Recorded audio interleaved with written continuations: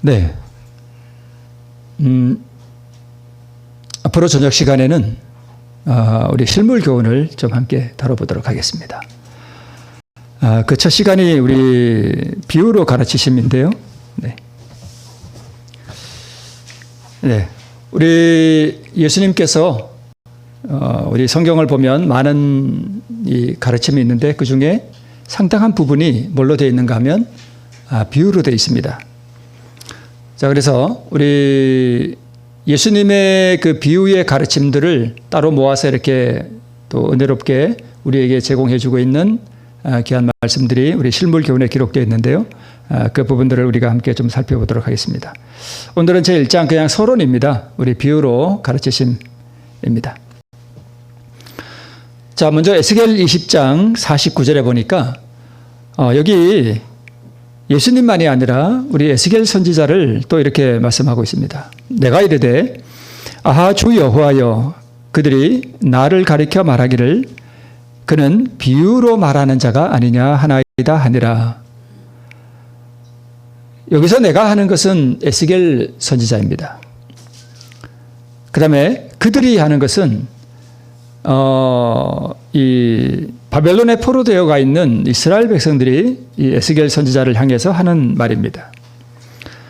에스겔 선지자도 그 옛날에 그 백성들에게 하나님의 말씀을 전할 때 무엇으로 많이 말씀을 전했는가 하면 비유로 했습니다. 에스겔 선지자가 바벨론에서 하나님의 말씀을 전한 것은 바벨론의 이스라엘 백성들이 2차로 포로되어 갈 때에 그때가 BC 598년이었는데 그 이후 5년째부터 에스겔 선지자가 말씀을 선포하기 시작했습니다. 여러 선지자들의 경고가 무의로 돌아가고 또 이스라엘 백성들이 번영할 때에 하나님께로부터 배우지 못한 그 교훈과 공과를 정말 어려운 가운데서 배워야 하는 그러한 상황이었습니다. 포로되어 있는 상황에서 배우게 되었습니다. 지금 이제 우리 산불이 좀 어느 정도 정리가 되었는데요. 참 너무 큰 재앙입니다. 그리고 또 오늘 또 소식에 보니까 미얀마에서 또 큰 지진이 일어나서 꽤 많은 사람이 아마 죽었을 것으로 이렇게 지금 보도가 되고 있습니다. 남의 나라에서 불이 날 때는 남의 나라니까 좀 덜한데 우리나라에서 그것도 저희가 잘 알던 분들이 또 피해를 입고 이렇게 하는 것을 보니까 또 생각하는 바가 많고 또 한편으로는 이제 이 계시록에 나와 있는 대로 내 모퉁이에 내 천사가 이 땅에 바람이 불지 못하도록 지금 붙들고 있다 그랬는데 또 내 옆에서 불이 그렇게 일어나는 거 보니까 내 천사가 바람을 놓기 시작했는가 하는 이런 생각도 들고 그럽니다. 또 그들을 보면서 때가 참 임박한 그런 징조가 아닌가 하는 그런 또 생각도 많이 들고요. 또 한편으로 여기 이스라엘 백성들이 평안할 때 배우지 못했던 공과를 포로되어 간 상황에서 배웠다고 하는 이 말씀처럼 우리가 이렇게 평안할 때 배우지 못한 공과를 이제 환란이 다가올 때 그때 배워야 할 상황이 올 수도 있습니다. 그래서 우리가 지금 이 평안할 때에 박해가 없고 또 큰 재앙이 아직 우리에게 임하지 아니한 이때에 우리 하나님께서 우리에게 주시는 이 공과를 우리가 더욱 잘 배워야 되겠다는 그런 생각이 듭니다. 네. 자, 그래서 순견 가운데서 배우지 못했던 이 공과를 배우도록 하나님께서는 이스라엘 백성들을 이 역경 가운데서 배우도록 고난의 풀무 가운데서 단련하셨습니다. 그런데 징벌 가운데서도 하나님께서는 이스라엘 백성들에게 자비하심을 나타내셨죠. 그래서 그들에게 필요한 진리의 공과를 비유로 나타내셨습니다. 이 에스겔 선지자가 기록한 또 이 에스겔서를 보면 여러 가지 비유가 나오는데 그 중에 한 비유가 녹슨 가마에 대한 비유가 나와요. 이 가마가 있는데 이 가마가 깨끗한 가마가 아니라 독이 쓴 가마였어요. 그래서 이 가마는 누구를 상징하는가 하면 이스라엘을 상징해요. 예루살렘을 상징합니다. 그런데 이 가마가 깨끗한 게 아니라 뭐가 많이 쓸어 있는가 하면 녹이 쓸어 있어요. 녹이 쓸었다니까 더러운 거잖아요. 그러니까 이스라엘 백성들의 그들의 죄악을 표상하는 것입니다. 그러면서 에스겔 선지자에게 말씀하시기를 짐승을 잡아다가 각을 떠서 이 안에다 넣고 아주 뼈까지 물러지도록 푹 삶으라고 이렇게 말씀하고 있습니다. 이 불 자체가 뭐냐 하면 하나님의 심판이에요. 그죠? 그래서 이 백성들의 더러운 죄악이 뭐해지도록요? 깨끗해지도록 하나님께서 이러한 비유를 주셨습니다. 그러니까 이것도 결국은 비유예요. 그러니까 이러한 비유를 그 당시 이스라엘 백성들에게 줄 때 이스라엘 백성들이 이걸 이해할까요? 이해하죠. 잘 모를 수도 있고 또 이렇게 비유로 주면 어느 정도 이게 우리 보고 들으라고 하는 얘기인구나 하는 정도는 압니다. 그래서 에스겔 24장 3절에 보면 너는 이 반역하는 족속에게 뭘 베풀어요? 비유를 베풀어 이르기를 주 여호와께서 이같이 말씀하시기를 하면서 가마 하나를 골라 하면서 행동으로 보여줘요. 네. 가마는 이스라엘 백성이고 녹은 그들의 죄악이고 불은 고난이고 삶는 것은 심판이고 녹을 제거하면 정결케 됨의 비유입니다. 그런데 에스겔의 비유가 이 진리가 나타내는 무엇을 나타내는지를 이 백성들이 인지하기는 합니다. 그런데 이것을 자기들의 삶에 적용하기는 싫어해요. 그리고 이해하지 못하는 척하고. 그리고 이는 비유로 말하는 자가 아니냐라고 할 때에 이스라엘 백성들이 에스겔을 뭐 하는 말인가 하면 조롱하여 이르는 말입니다. 그러니까 듣기가 싫은 거예요. 우리가 한 가지 착각하지 말아야 될 것이 뭐냐 하면 이 죄라고 하는 게 얼마나 무서운 것인가 하면 만약에 예수님이 오늘날 이 땅에 오셔서 그분이 우리에게 말씀을 주시면 물론 우리가 예수님을 잘 따르겠죠. 그죠? 그런데 이 죄된 속성이 뭐냐 하면 예수님이 우리의 죄를 드러내는 말씀을 주실 때에 우리가 그것을 별로 달가워하지 않는다는 거예요. 어쩌면 예수님이 이 땅에 다시 한번 오셔도 우리 교회가 그분을 십자가에 못 박을 수도 있다는 사실을 우리가 착각하지 말아야 돼요. 죄가 그렇게 무서운 겁니다. 네. 자, 그러면 비유로 말씀하셨는데 비유라는 게 뭐냐 하면 우리가 뭐 짐작하시겠지만 어떤 사물이나 현상을 그와 비슷한 다른 사물이나 현상에 빗대어서 표현하는 걸 비유라 그러죠. 그래서 구원하는 영적 진리를 이 세상의 사물과 현상을 빌어서 나타내는 거예요. 그죠? 자, 하늘에 속한 구원하는 진리를 이 땅에 있는 것들과 뭐예요? 빗대어서 나타내는 것입니다. 그러면 이해가 잘 되겠죠. 그러면 왜 예수님께서는 이 진리의 말씀을 이렇게 비유로 말씀하셨는가 하면 세 가지가 있는데 첫 번째는 뭐냐 하면 이 비유로 하나님의 진리를 드러내는 게 가장 효과적인 교수 방법이라는 것입니다. 가장 효과적인. 자, 두 번째는 이제 뒤에 설명을 하겠습니다만은 이해를 더 잘 되게 하기 위해서. 세 번째는 이 비유로 말씀하시는 이유가 감추시기 위해서입니다. 자, 이게 무슨 뜻인가 하면 자, 가장 효과적인 교수 방법. 자, 우리가 하늘을 봤습니까? 못 봤습니까? 못 봤잖아요. 그죠? 하늘이 뭐 어떻게 되는지 우리는 전혀 모르잖아요. 그러면 하늘에 있는 그 영적인 진리를 이해하려면 우리가 잘 알고 우리가 늘 보던 걸로 빗대어서 얘기하면 이해가 잘 되겠죠. 그래서 이 비유의 소재가 주로 어디서 나오는가 하면 천연계 가운데서 나와요. 그죠? 천연계 가운데서. 우리가 늘 보잖아요. 구름, 별, 해, 달, 나무, 농사하는 거, 씨를 뿌리는 거 이런 것들 그죠? 네, 잘 봅니다. 그다음에 또 뭘 봐요? 짐승. 자, 그 당시 이스라엘 백성들이 뭘 많이 했어요? 양을 많이 쳤어요. 그러니까 하늘의 진리를 그들이 늘 하던 일에 빗대어서 이야기를 해주면 이해가 잘 되겠죠. 그래서 이렇게 비유로 말씀해 주셨습니다. 또요? 양도 치면서 또 뭐도 해요? 우리도 농사하잖아요. 그죠? 씨 뿌리고 밭을 갈고, 그래서 너희 묵은 밭을 기경하라, 뭐 이런 성경에 있잖아요. 그죠? 네. 자, 그 다음에 또 뭐요? 그 여기 또 고기 잡는 사람들이 있었어요. 그러니까 고기 잡는 이야기로 또 하늘의 진리를 설명하고, 또 이 사람은 뭐 하는 사람 같아요? 장사하는 사람. 그러니까 장사하는 것으로 하나님의 이 진리를 빗대어서 말씀해 주시고, 네. 그렇게.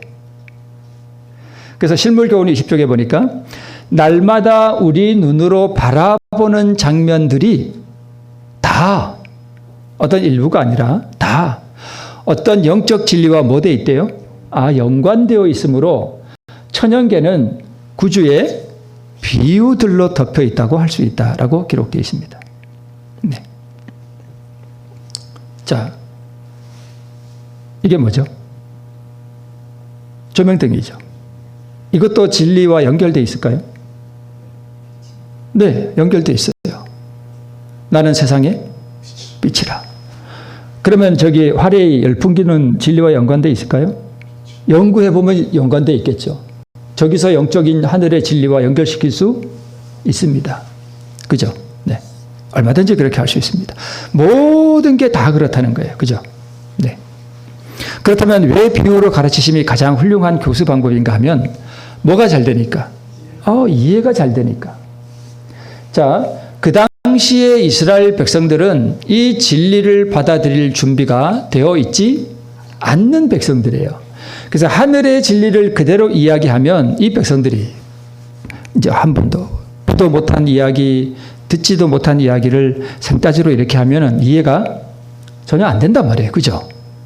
네, 전혀 이해가 안 됩니다. 그리고 그 당시에 이 백성들이 이해력이 떨어지는 사람들이었다. 이렇게 실물교훈에 기록하고 있습니다. 그래서 이 마음들을 준비되어 있지 않고 이해력이 떨어지는 이 일반 백성들의 마음을 그들이 잘 알고 있는 천연계와 일상생활에 뭐 시켰다고요? 연결시켰다는 것입니다. 네.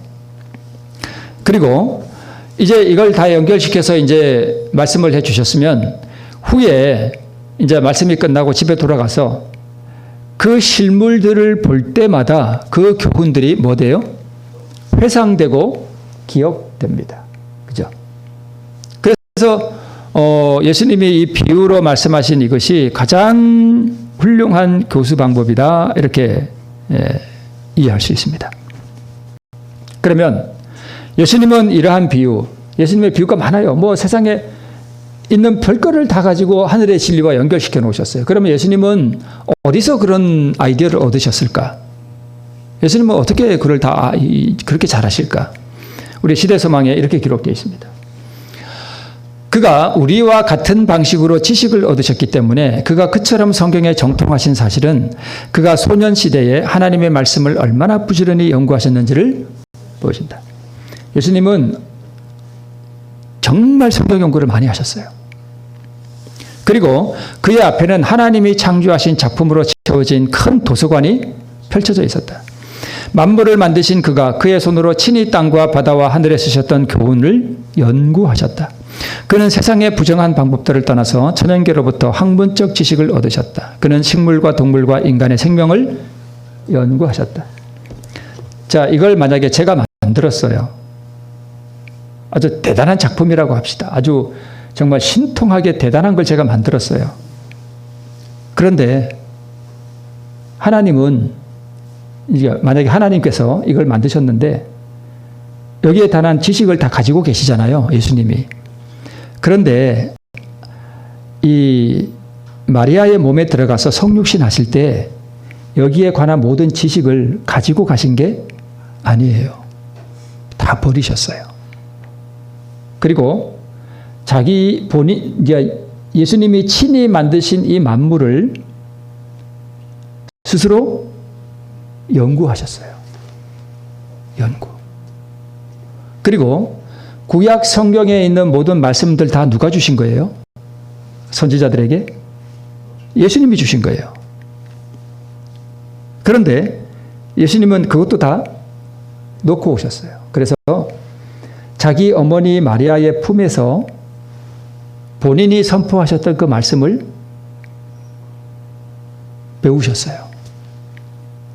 그래서 우리와 똑같은 방법으로 성경 지식을 얻으셨습니다. 우리의 뭐가 되기 위해서요? 모본이 되기 위해서 그렇게 하셨습니다.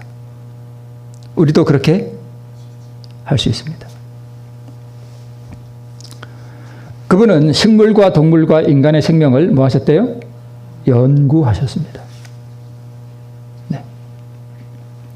이어서 그는 유전시대로부터 오직 한 목적에 사로잡히셨는 바 그는 남을 축복하기 위하여 생애하셨다. 이 일을 할 수 있는 자원을 그는 천연계 가운데서 발견하셨는 바 식물과 동물, 생물의 생태를 연구하시는 동안 새로운 방법과 수단에 대한 생각이 마음에 번개같이 떠올랐던 것이다.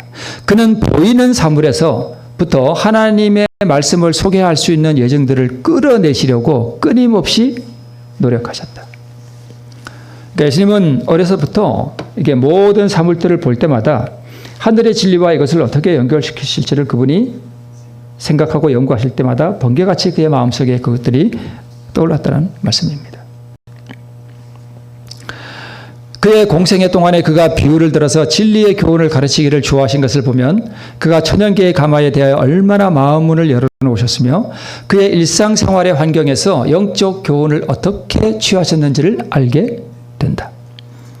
그러면 우리도 선풍기, 피아노, 단상, 화레이, 아니면 TV 이런 것들로부터도 우리도 잘 연구하면 끌어낼 수 당연히 있죠. 당연히 있습니다. 네. 예를 들어서 스피커 저걸 가지고 한번 우리가 생각해 보면 말씀하시는 분은 하나님이시고 이 말씀이 전기를 통해서 저리 가서 소리가 저쪽을 통해서 나오죠. 그러면 말씀하시는 분은 하나님이시고 전기는요? 파워니까 파워는 어디서 올까요? 성령 하나님. 네. 성령 하나님. 저는 뭐에 불과해요? 스피커에 불과해요. 그죠? 말씀하시는 분은 누구고? 하나님이시고. 얼마든지 우리도 이런 예언을 진리의 교훈들을 끌어낼 수 있습니다. 그죠? 무엇이든지 다 우리가 이런 진리를 끌어낼 수 있어요. 저 스피커가 그럼 잘났나요? 아니죠. 잘난 거 하나도 없죠. 자랑할 게 있어요? 없어요? 이 말하는 지식과 이 화술과 이 지식 체계는 다 어디서 나와요? 말하는 이익에서 나오죠. 쟤는 말하는 대로 그대로 따라하는 거죠. 성경에 그래서 보면 하나님께서 아무개를 부르신 다음에 이렇게 말하라. 그죠? 다 하죠. 이거 그대로 하잖아요. 그죠? 네. 그렇게 예수님께서 뭘 볼 때마다 하늘의 진리와 이것을 어떻게 연결시킬 수 있을지를 그렇게 연구하셨다는 것입니다. 그 다음에 세 번째는 감추시기 위해서 비유로 하셨다는 것입니다. 옛날 가곡 이거 알죠? 여러분 많이 들어보셨죠? 울 밑에선 봉선화야 하는 이 노래 아시죠? 내 모양이 처량하다. 이 봉선화가 뭐예요? 뭘 상징하는 거예요? 이게 일제시대 때 나온 노래잖아요. 봉선화가 누구를 표상할까요? 우리 민족. 처량한 우리 민족. 그죠? 일제 시야에서. 내 모양이 참 처량하구나. 그러면 이게 일본 사람들이 볼 때는 이게 비유라는 걸 알까요? 모를까요? 알죠? 어느 정도. 네. 그런데 너 이거 뭐야? 이 봉선화가 무슨 뜻이야? 이렇게 물으면 이걸 작사한 사람이 그냥 봉선화일 뿐인데요. 그러면 할 말이 없잖아요. 예를 들어서 직접 합법으로 일제 체하에 있는 우리 민족이 처량하구나 하면서 막 이런 노래를 직접 썼으면 대반에 잡혀가죠.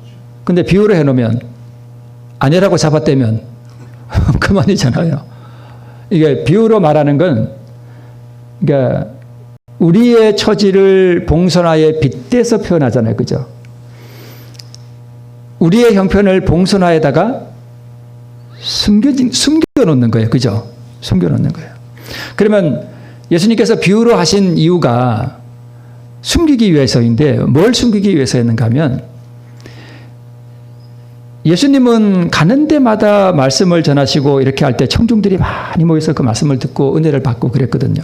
근데 항상 모든 모임마다 말씀마다 누가 따라다니는가 하면 스파이들이 쫓아다녀요. 스파이. 왜 쫓아다녀요? 뭘 잡으려고? 흠 잡으려고. 꼬투리 잡으려고. 계속 쫓아다니는 거예요.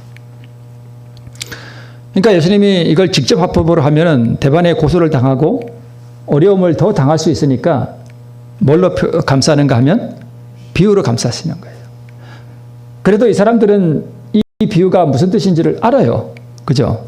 알아도 그래서 뭐 잡으려고 하고 또 핍박을 가하지만 그래도 그나마 예수님께서 말씀하시고자 하는 것을 감추실 수 있기 때문에 그리고 이 비유를 통해서 저들을 아주 신랄하게 책망하시는 그러한 일들을 하기 위해서 예수님께서 비유로 말씀하셨습니다. 네. 대제사장들과 바리새인들이 예수의 비유를 듣고 자기들을 가리켜 말씀하신 줄 알고 뭐 잡으려 했으나 뭐 이런 표현들이 뒤에 나옵니다. 구주께서 비유로 가르치실 때의 서기관들과 바리새인들은 얼마나 자주 그분의 뚜렷한 예증에 넋을 잃었던가. 얼마나 자주 그들은 자기 자신에게 정죄를 선언하였던가. 우리가 하늘에 가면 예수님께서 비유로 하실 필요가 있을까? 없을까? 없을 것 같아요. 그죠? 예, 그때는 비유로 하실 필요가 없어요. 그죠? 다 보고 이 구속의 과학을 다 이해하기 때문에 네. 물론 새롭게 연구해야 할 분야도 영원토록 있지만 그래서 이 세상 최고의 교육과 학문이 무엇이냐 하면 바로 뭐예요? 구속의 과학이에요. 그러니까 이런 모든 비유들이 무엇을 위해서 주어졌는가 하는 것입니다. 우리의 뭘 위해서요? 구원을 위해서 우리에게 주셨다는 것입니다. 그래서 우리를 구원하는 이것이 과학이라는 거예요. 심령의 변화를 일으키는 말씀의 진리, 이 진리를 천년계 가운데다 숨겨놓으셨는데 이것을 우리가 연구하고 이해하고 적용하고 실천할 때에 여기에 뭐가 있는가 하면 우리의 생명이 있다는 것을 우리에게 말씀하고 있습니다. 의학. 그것 해봐야 의학이 중요하죠. 참 좋죠. 그죠? 의학이 우리에게 꼭 필요하고 그렇죠. 근데 이 의학, 요새 뭐 의사들이 참 뭐 의학 그 의대생들도 지금 좀 분쟁이 있고 그런데 중요하죠. 우리의 질병을 치료하는 게 참 중요한데 중요하긴 한데 중요해봐야 결국은 고쳐봐야 결국은 다 죽습니다. 근데 이 구속의 과학은 영원한 생명을 주는 거예요. 그죠? 이거 얼마나 중요해요. 구속의 과학이. 이런 식물 하나에서 구속의 과학을 이해하고 하는 거. 이런 것들. 네. 심리학. 썩어질 육체 안에 타락한 마음을 인간의 학문이 어떻게 그걸 다 이해할까요? 다 한계가 있어요. 그죠? 이런 과학들은. 원자탄. 농약. 농약 좋죠? 식량을 많이 나오게 하니까. 근데 자동차 좋잖아요. 근데 자동차 때문에 죽는 사람도 많이 나와요. 석유화학 좋잖아요. 오늘날 이 석유화학이 아니면 우리가 어떻게 생활을 영위할 수 있어요. 근데 이 석유화학 때문에 요새 미세 플라스틱 때문에 지금 온 세계가 오염되잖아요. 그래서 이 인간의 과학이라고 하는 것은 이렇게 다 양면성이 있어요. 그죠? 또 의학은 어떻습니까? 약도 우리가 필요할 때가 있죠. 그죠? 필요할 때가 있어요. 근데 화이프는 이 약에 대해서 뭐라고 말씀하는가 하면 우리는 우리의 요양원들에서 단순한 치료제들을 사용할 것을 주장한다. 우리는 약의 사용을 뭐 한대요? 증언의 말씀에는 우리 보고 뭐 먹지 말아요? 약 먹지 말아요. 약들은 우리 피 속에 뭘 투입시킨대요? 독을 투입시킨대요. 그러니까 약을 먹는 것은 곧 뭘 먹는 거예요? 독을 먹는 거예요. 그런데 약들이 다 나쁜가요? 아니에요. 어떤 약은 먹어야 돼요. 그죠? 필요할 수도 있어요. 근데 하나님께서는 선지자를 통해서 약을 먹지 말고 단순한 뭘 사용하래요? 치료제들을 사용하래요. 그래서 이러한 것들을 어떻게 사용할 수 있는지를 우리 그 치료봉사나 이런 데 잘 기록해 놨잖아요. 그죠? 네. 제일 먼저 해야 할 일은 병의 참 성격을 확인하는 일이고 그 원인을 지혜롭게 제거하는 일이 제일 먼저 해야 될 일이다라고 지금 말씀하고 있습니다. 그래서 독한 약에 부담을 첨가함으로 어려움을 조장하고자 애쓰지 말라. 그래서 인간의 과학이라고 하는 것이 약도 긍정적인 면이 있고 부정적인 면이 있습니다. 그래서 가급적이면 하나님께서는 약을 사용하지 말고 우리 단순한 치료제들을 사용하라 이렇게 말씀하고 있습니다. 그래서 이러한 과학들이 참 좋은 면도 있지만 이것들이 세상을 지금 다 망가뜨리고 있고 우리 몸도 망가뜨리고 있잖아요. 그죠? 네. 근데 구속의 과학이라고 하는 것은 예수님께서 우리에게 비유로 주신 이러한 이 과학이에요. 이게. 이 과학은 뭘 얻게 하는? 영원한 생명을 얻게 하는 진짜 과학이라는 것입니다. 그래서 천연계는 위대한 교과서이고 천연계 가운데서 성경의 진리를 우리가 회고해 보라는 것입니다. 모든 곳에다가 구속의 과학을 우리 하나님께서 숨겨놓으셨어요. 모든 것을 숨겨놓았다는 것입니다. 밭에 감추인 보아는 예수님의 비유이기도 하죠. 네. 자, 이제 좀 맞춰가면서 우리 좀 몇 말씀을 읽고 마치겠습니다. 그리스도께서는 밭을 갈고 씨를 뿌리는 자들이 배워야 할 교훈을 마련하셨다. 우리 주로 밭 갈고 씨 뿌리잖아요. 그럼 우리가 배울 교훈을 성경에도 있고 또 어디도 있고요. 우리 밭에 다 있어요. 그래서 밭에 일하실 때 힘드시죠?